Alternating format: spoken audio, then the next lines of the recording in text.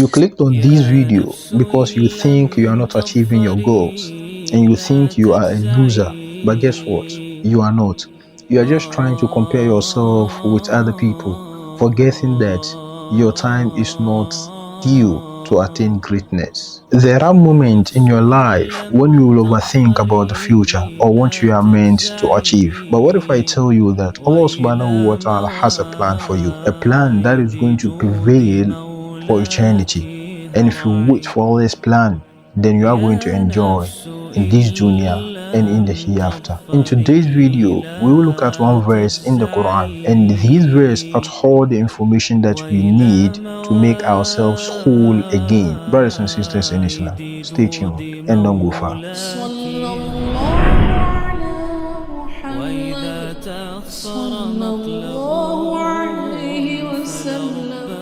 Allah subhanahu wa ta'ala has narrated to us in the Quran in Surah At-Tawbah, the verse number 40, that the people of Quraysh chased the Prophet sallallahu alaihi wasallam out of Mecca, a land on which he was born, a land on which they disbelieved in him, a land on which they threw stones at him and called him a false prophet. The Prophet, peace be upon him, alongside his Sahaba Abu Bakr Siddiq radiallahu anhu, took heed from Mecca to Medina in order to stay safe. But on their way, they had to hide in a cave from the disbelievers. And with just a glance from the disbelievers into the cave, Abu Bakr Siddiq became furious and scared because they were about to be caught by the disbelievers. But then the Prophet ﷺ said something amazing to Abu Bakr Siddiq to calm him down.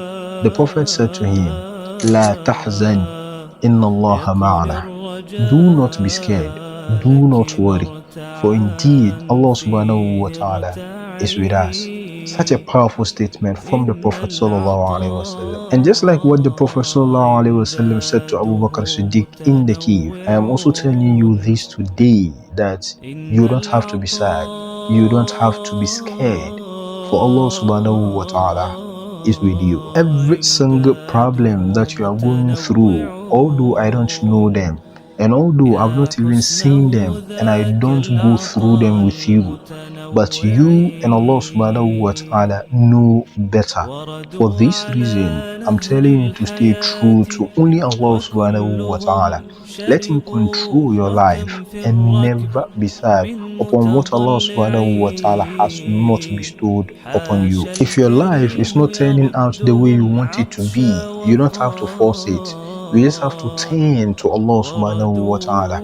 Seek his guidance and he shall make things right for you. Brothers and sisters in Islam, there is still hope. You still have it in you. You are not tired yet. You cannot give up so soon. So get up and work on your dreams. Thanks for watching and see you in the next episode. قدمته وامشي به يسعى معي يا